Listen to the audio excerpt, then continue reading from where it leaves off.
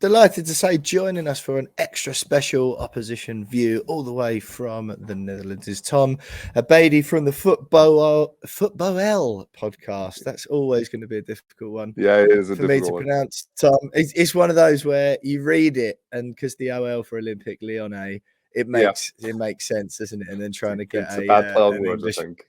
Yeah, an Englishman with a very Essex/Cockney accent is never going to be ideal. But look, Tom, thanks very much for joining us this morning. We do appreciate looking ahead to that massive European quarterfinal second leg in Lyon on Thursday night after a 1-1 draw at London Stadium.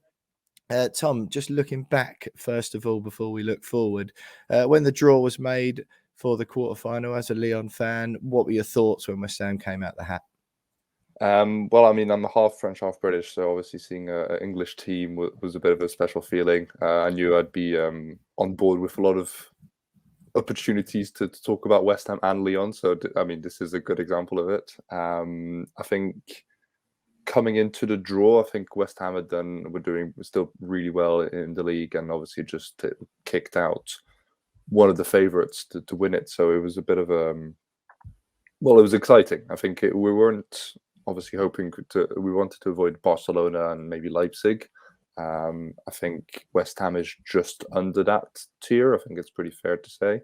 But yeah, excited. I think, just to be able to see Lyon play in London and so on was obviously an exciting prospect. So did we think we were favourites? Probably not. I think based on league form, we were doing really poorly at the time. But we knew we had that European pedigree and had a bit more, firstly, experience, and also with playing a bit better in Europe this season. So I think it was, on paper at least, it was definitely going to be something that would be hard to fight for, but that we had a strong chance of going through. And we saw exactly that in the first leg.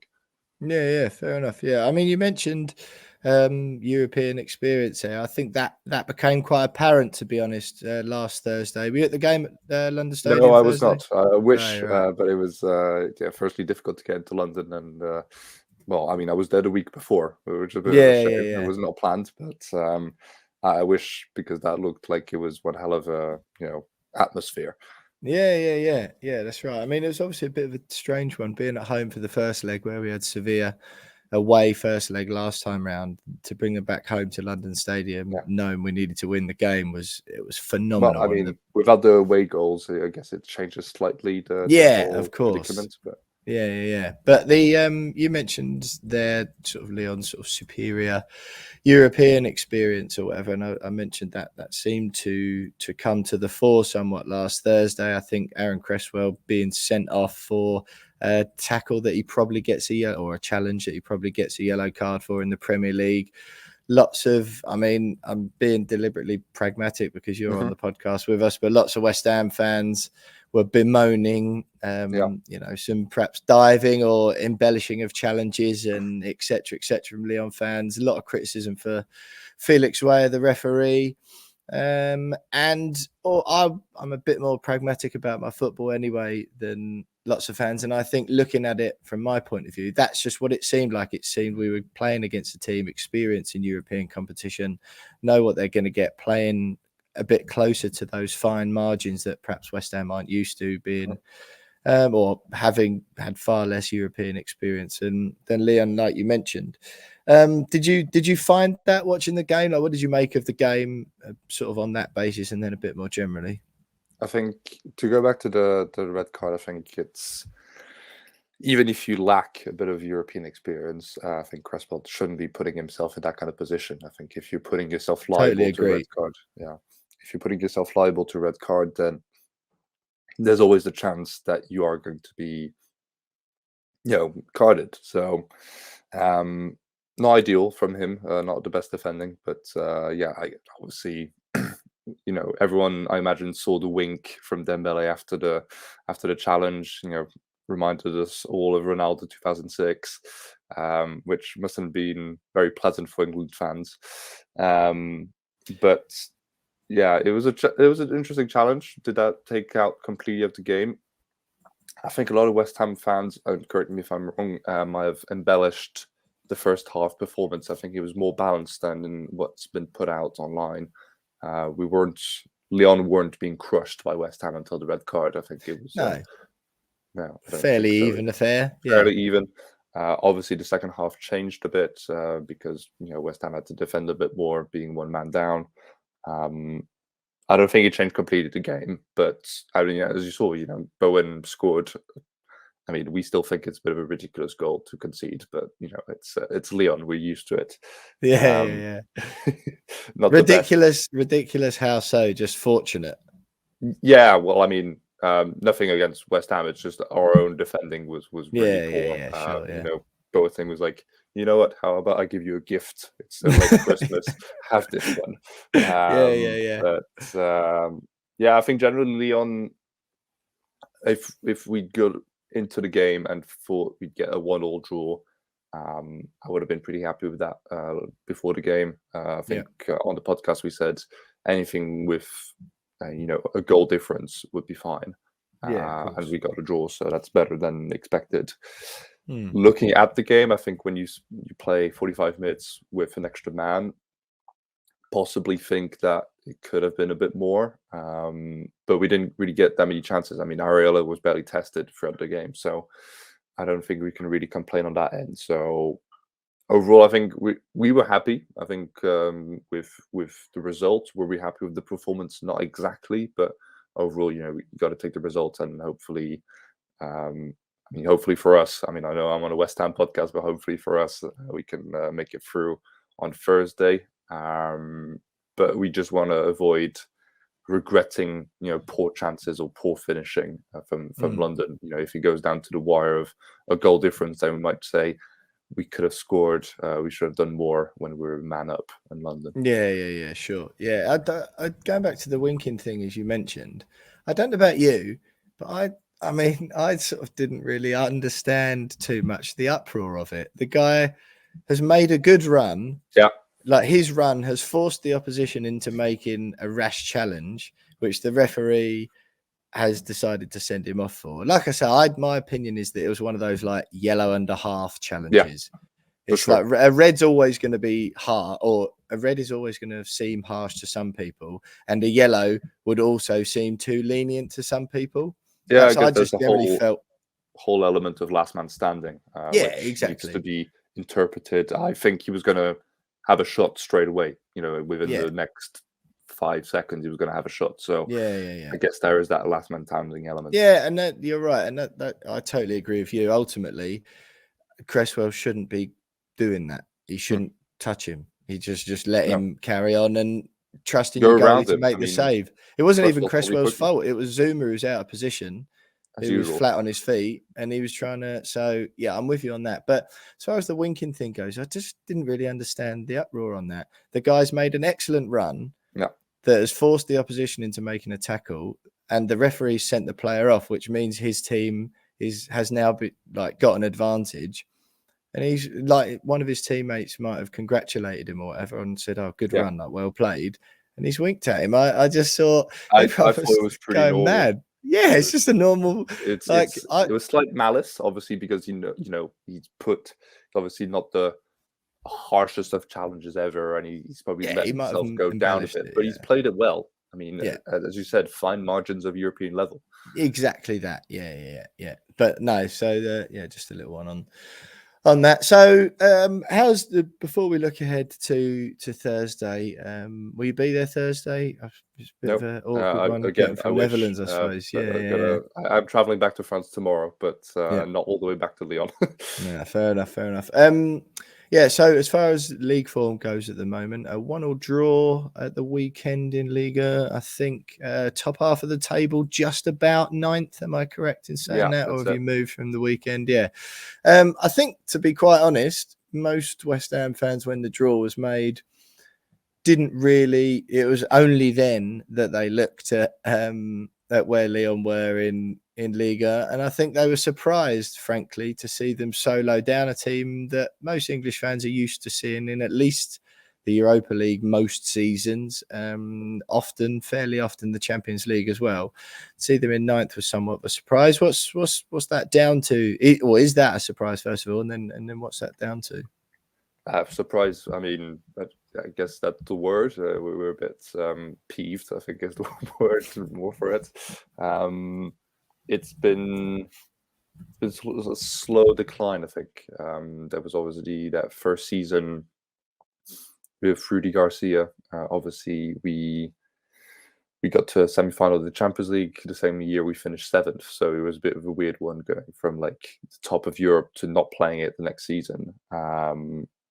And then the following year was a bit of a difficult one as well. So we said, let's try it fresh. Let's bring in someone foreign. Peter Bosz has come in this summer. And it's not been great, I have to be honest, as he's partially to blame. I mean, he's made some poor decisions this year, gone with players that are out of form. He's very stubborn and doesn't want to change that many things. Even if things aren't working, he will continue in his own way. We've been fairly unlucky with injuries as well. And we'll talk about that for the game on Thursday, especially. But I think one of the main elements is that the key players haven't performed well, and as a collective, it's been really, really poor. So there's games, as usual, that Lyon always sort of draw or lose. I'm thinking to Angers at the start of the year, we lost 3-0 at their place. And it's like, well, how did that happen? But we always perform in the big games. Like we should have beaten Paris in the first game this year. In most big games, Monaco and Marseille and all that stuff, we've stood a really good chance or have won. It's just when we get to the smaller teams, which represents 2/3 of the league, then we're not performing. And when you don't perform against 2/3 of the league, then obviously you can't really aim for any higher. So a bit disappointed, I think, of the season. It was a bit of a scrappy game on the weekend. But Strasbourg have been our 4th in the league. So, if you take that into account, the 9th getting a point away against the 4th of the league, then yeah, I mean, it's a good result, but we're Lyon. We're not supposed to be all the way down there. And at this point of the season, we're really just hoping to get probably Conference League at best. But a lot of people have just given up on the Ligue 1 season, are just hoping we can make a good run in Europe, maybe even win it to get into the Champions League next year, which would be one hell of a hold-up. It would really be a hold-up being the season we've had.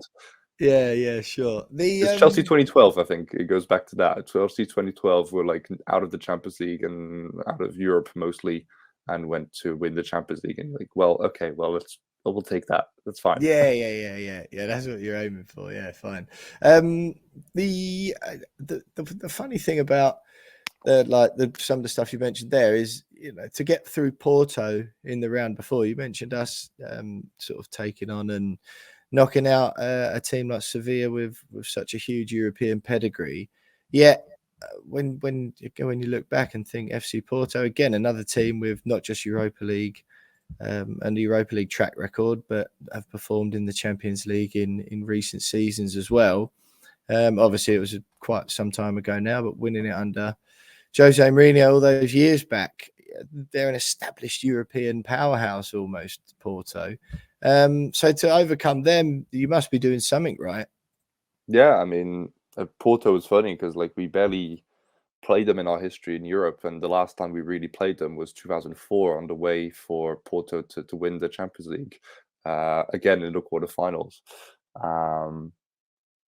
So it's, I don't know. It was a bit of a scrap. The first leg we won in Portugal, and I think that was deserved. Porto didn't really show up, even with a very good season. They're they've just beaten the record of unbeaten games in the history of Portugal, around 58 or something.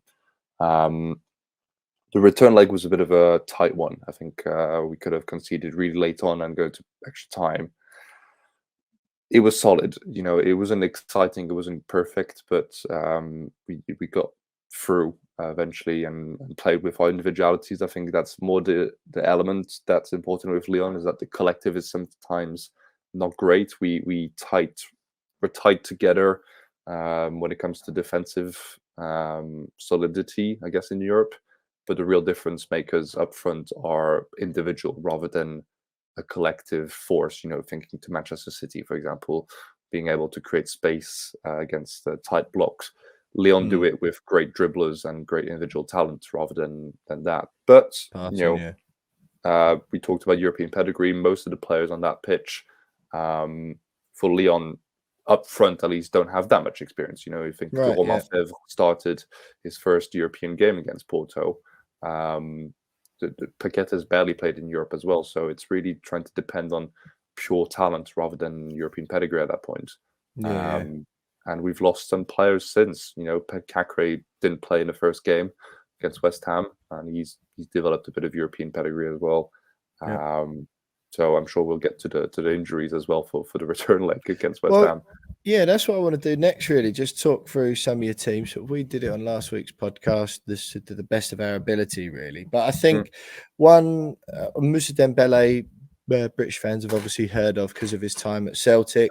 You mentioned Lucas Paqueta there, who I think is a name that has just started sort of eking into the psyche of British fans. Yeah, Houssam Aouar on the left wing, just perennially linked with Arsenal.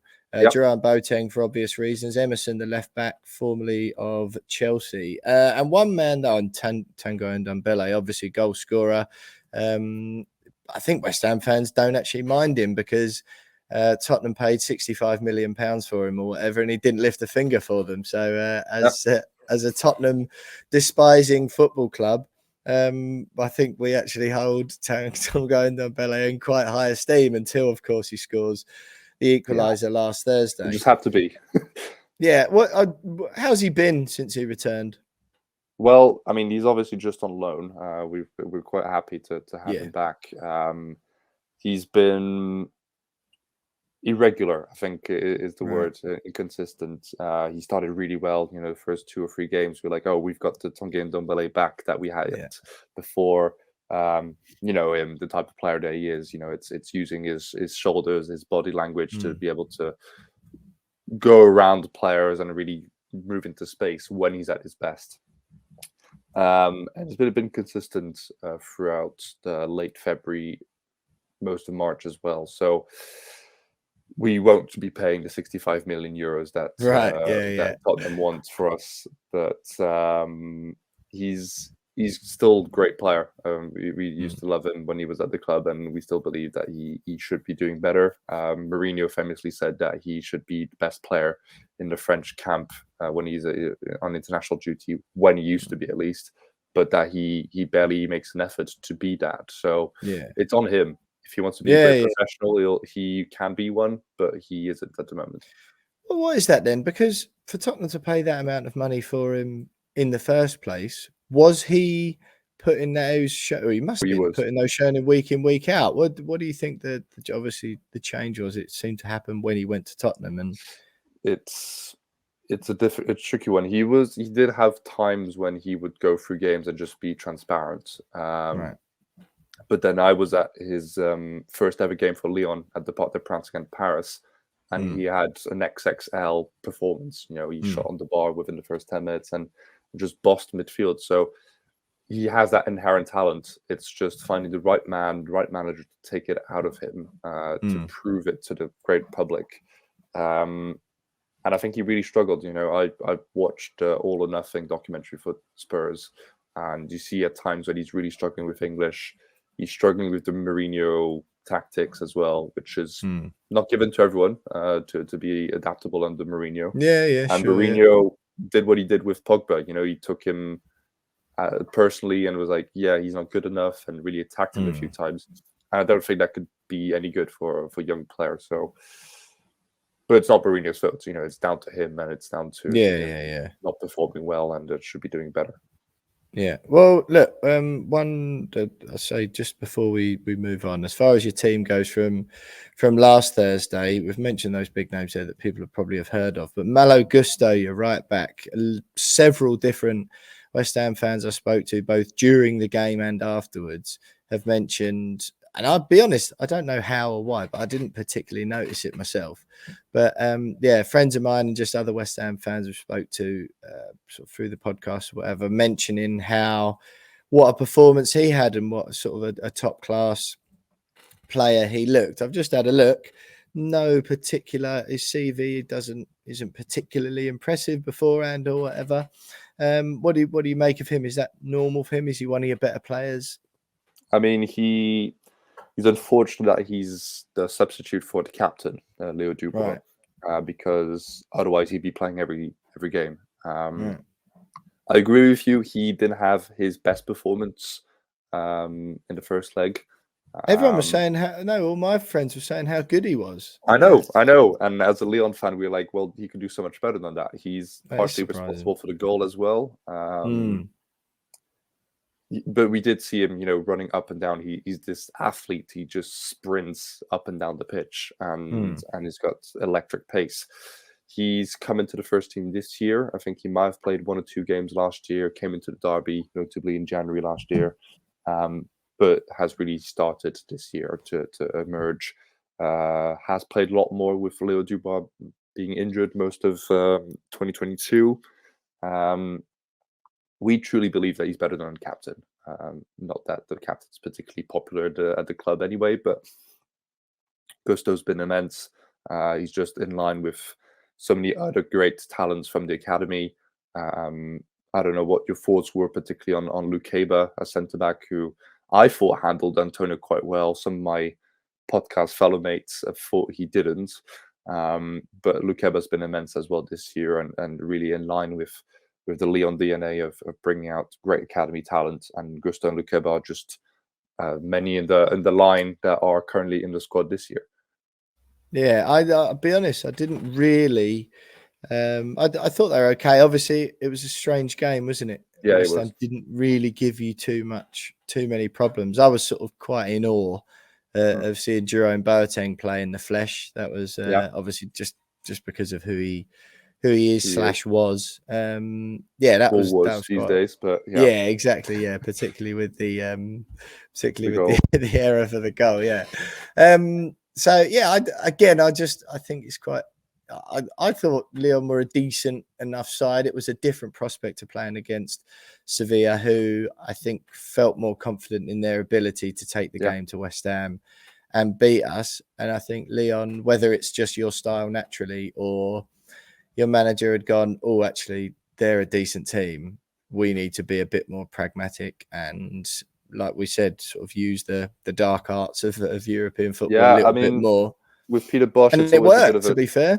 Yeah, with Peter Bosz, it's always a bit of a tricky one because he's always, for those who know a bit of him, he's been to Ajax, been to Dortmund, been to Bayer Leverkusen, but it's always been hoo-ha football. It's like all or nothing, and so he regularly, especially in Germany, was winning or losing games like 4-3 and just conceding loads of goals. Yeah. And I think throughout the season, he's learned that maybe he should chill a bit and try and play a bit more pragmatic football, especially in Europe. So we knew about the pace of Benrahma and Bowen and all those players. And I think it was like, even if we're man up, then maybe we take it step by step, and we know there's a return leg at Lyon, which hopefully should be a packed crowd and so on. So I was a bit surprised about how pragmatic he was, but I guess he has been most of 2022. So, but yeah, there's definitely an element of this is a really good opposition. We got to be careful to not be overrun in midfield because you know this better than I do.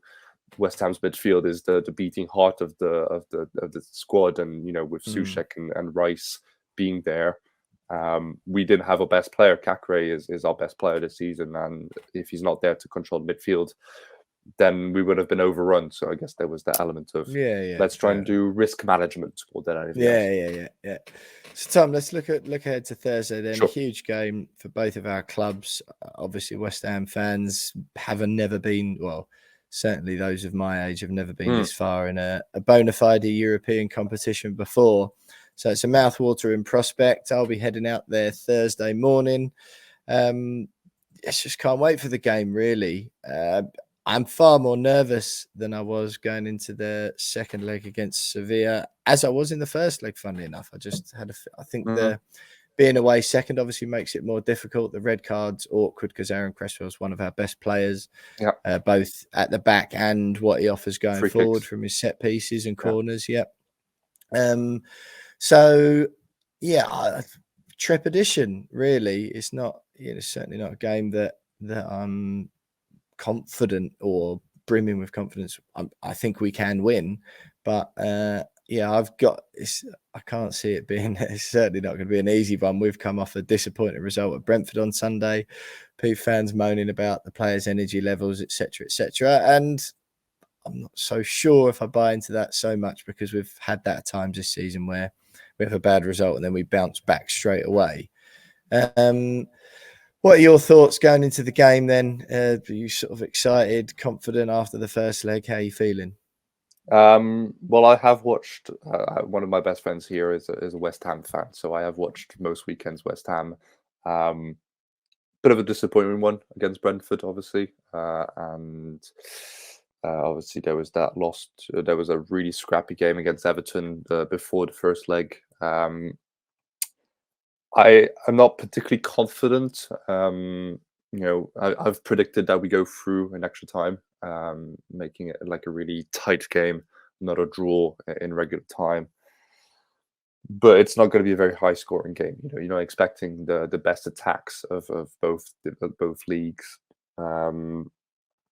Again, Jonathan on the podcast has said that we would lose on penalties, while Liam has been like a bit like me. We go on extra time, so there's low confidence in terms of the league standings and how we've performed in the league, but we know that we're better and a different team in Europe, and it's very often been the case. When we went to the final eight in Europe post-pandemic, we were pretty atrocious in the league most of the year, and yet we beat Juventus and Manchester City and had a real good chance in the first half against Bayern. So there's the element of European pedigree, and we can surpass ourselves. However, and I'm sure we'll get to it in team news, we picked up a few injuries on the weekend, and that could be really detrimental and have to play some either players out of position or be a bit creative with what we can line up, and that makes it a bit more scary. I think that is for sure. But we're apprehensive, but excited to possibly play again in European semi-final. Obviously, as I said, Final 8 was the last semi-final we had, but go back to 2017, we played also the Europa League semi-final and lost to Peter Bosch's Ajax. So it would go full circle. Yeah. So talk to me about those injuries and the team news and stuff, Tom. Was that your strongest team last week, first of all? There are players missing from that. You mentioned a couple already. Cacré was definitely missing, yeah. Right. Other than that, I think mostly the best lineup. Obviously, centre-back pairings has been a bit of a creative one this year. Boateng had a very good start of the season and then sort of got injured, but also the manager believed he was allegedly criticizing him too much, and so left him out of the team for most of 2022. Right. We've had Thiago Mendes play well from drop down from midfield and centre-back. And we're sort of hoping that that's reconducted this week, because we didn't believe that Thiago Mendes did so well back in midfield. Yeah. So it's going to be a creative one, because Aouar and Ndombele are both out. Aouar and Ndombele, they got both injured at the weekend. Is that both right? Injured at the weekend. Lopez went off for a hit, so he took a knee to the thigh during the goal. So that's the keeper. Yeah, keeper. Yeah. But he should be back. It's just a bruised leg. Should be fine. But otherwise, it'll be Julian Polsbeck, who's barely played in the last 3 years. So it should be an interesting one. Yeah. As for what's been predicted, I mean, we've said that we might go back for Leo Dubois right back, bring in a bit more experience. Captain, captain. We can't really leave the captain out for both of the best games of the season. Why is he so unpopular, by the way, Tom, as you mentioned earlier? He's got an attitude which is a bit off. He's heavily criticized for being, he's got the main argument that we have against him is he's got no lungs to run most of the game. Doesn't defend very well. He's got a great right foot going forward. Thinking back to some low crosses from outside the box, like Trent does, sort of whipping them in and getting good assists. But other than that, he's really poor defensively. And so other than not being able to run or defend, he's pretty good. Yeah, I mean, I don't personally like him. Perfect combo for a right back. I don't particularly like him, but I got to defend him at times. It's just because he's so heavily criticized, and then he's really cocky with stuff. He last time he provided assists after being booed for most of the game. And he sort of shushed the fans. I was like, that's not the attitude that's going to help you. It's not going to help you at all. Yeah. And it's just really disappointing to see that he's our captain, but that's the way it is. He's got that leadership element. I'll give him that, but it's just a bit sad. So I think he might be reconducted, playing a right back. He played okay this weekend. Then it's all up in the airs of whether Boateng comes back in or Thiago Mendes plays there. Lukeba and Emerson will be there as well. Yeah. Then it's creative. It's going to be a 4-2-3-1 again. And I think Paqueta's going to drop from 10 and play in midfield. And then if Thiago Mendes wants to play midfield, he'll play in midfield. Otherwise, I think one of the wild choices that I've put forward is bringing back Jeffrey Ndombele, who's come from Arsenal, for those who follow a bit of youth football as well. And who's sort of come back from his ACL injury. So he might be playing there, but has barely played in the last 2 years. So tricky one to put him in the deep end against West Ham, And then up front, it's going to be Ndombele, Toko Kambi, probably Fevre at some point, either 10 or on the wing. And then Tete, who made a very good impression coming off the bench, getting that assist. Right. He was a bit poor starting. He's coming from Shakhtar Donetsk with that sort of Ukraine transfer window that we've had over the last few weeks. Yeah, which everyone was kicking off about that, weren't they? But yeah. And he had a bit of a poor game starting, but I think we don't really have that many choices at the moment. We've, as I said, Aouar and Ndombele are out from this weekend. Kakre still recovering and might be available for a semi-final if we go through. Ryan Shirky, one of our brightest talents, has been out for months. So you got to do what you got to do with what we have. And I imagine the bench is going to be rather young. Bradley Barcola, for example, is going to be present. So I'm not sure exactly what Bosch is going to be doing or how creative he's going to get, but I imagine it's going to be a bit of a puzzle for him in the coming week and days. So as far as style of play goes, Tom, just before we let you go, we've kept you for a while already. Really appreciate you having you on. The style of the game, we all sort of saw it on Thursday, and it was a bit skewed by that red card. It sort of flattened the game out a little bit, albeit both the goals came after it. What are you expecting from Thursday night then? West Ham United away at Lyon in the quarterfinal of the Europa League second leg. How good does that sound? It sounds really good. As you said, West Ham haven't been that far in a European competition. Lyon obviously have a bit more experience and a bit more European pedigree and so on, but we obviously, as I said, this is one of our only chances of doing anything good with this season. So there's going to be a lot of pressure on there. There's going to be. I'm really hoping that we have a big atmosphere at the stadium. Been a bit all over the place in terms of tickets and so on. Sorry to interrupt. Just before you go on with the style of play thing, then on tickets and atmosphere, what's sort of the expectation for that? Is 60,000 seat a stadium? I think West Ham only got close to allocation wasn't even 3,000. So assuming there's going to be a lot of Lyon fans there, or not so much. I hope. I think with the away leg in London, they really botched it. So any of the fans that could go had to be a French national, which is completely stupid. Because we have a few, I think at least one or two.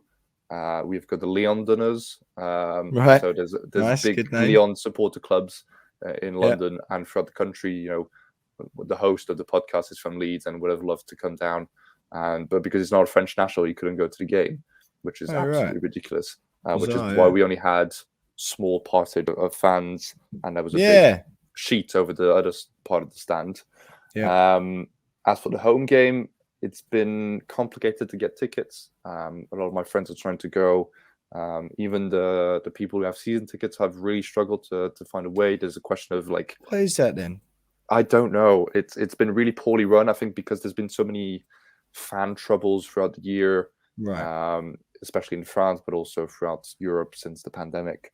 They've really tried to control it, but doing really poorly. So there's a question of having a code to unlock special seats and so on.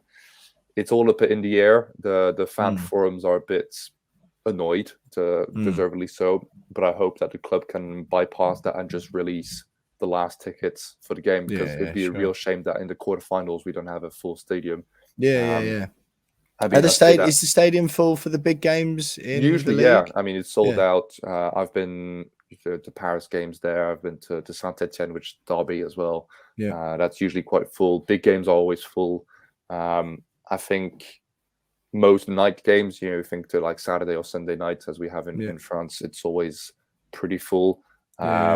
It's more of the afternoon ones that sometimes just about make you above 50,000, but it's still, it's a big stadium. Decent. And there's many that argue that it's too big for Lyon, because, Lyon is a big city, but not that huge. So it's a bit difficult to fill. But I generally hope that the atmosphere is there. And, I was there when we beat Juventus a few years ago for the final eight, before the final eight, and the atmosphere is electric and just shivers. You've got forever bubbling, of course, blowing bubbles.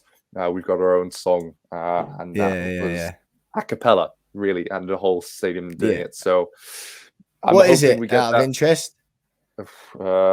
You don't have. I'm not going to make you sing it. I don't have the full name, but it's something like fine. Red and blue are our colors. Lyon is our heart, or something along those lines. It is a sounds better in French, no doubt. I've tried my best. It's not. It doesn't have quite the pop link as Forever Blowing Bubbles. I wouldn't expect us to have like Mr. Brightside as our main song. It's not quite in the DNA, but it is a really powerful song that really comes out during big games. So go on and tell us, Tom, the style of play, how you expect the game to go. I'm hoping it's an open one. You always want a big open game and so on. But I think it's going to be quite cagey, especially if there's really creative midfield in terms of like players who've not played much or a bit of out of position.